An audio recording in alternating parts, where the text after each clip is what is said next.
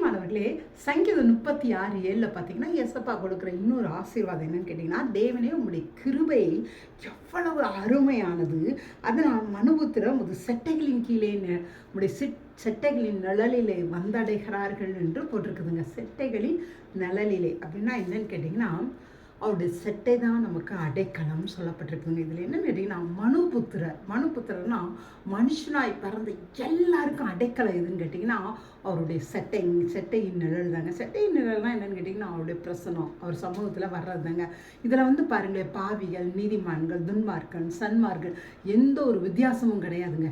யார் வேணாலும் கடவுளுடைய சந்நிதிக்கு வரலாங்க.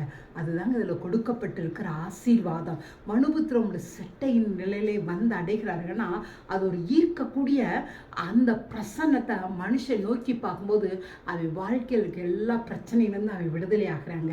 எங்கடா நமக்கு ஆறுதல் கிடைக்கும்னு அலைகிற அந்த மனிதர்கள் கடவுளையுடைய பிரசன்னத்தை நோக்கி வரும்போது அந்த செட்டையின் கீழே இருக்க அந்த ஆசீர்வாதங்கள் எப்படின்னு கேட்டிங்கன்னா, அந்த பிரசன்னத்தில் நோய் கிடையாதுங்க, நொடி கிடையாதுங்க, பாவம் கிடையாதுங்க, மரணம் கிடையாதுங்க, எந்த தீமையும் கிடையாதுங்க. முழு பரிபூர்ண சமாதானம் தாங்க அது அவங்களுக்கு கொடுக்கப்படுதுங்க.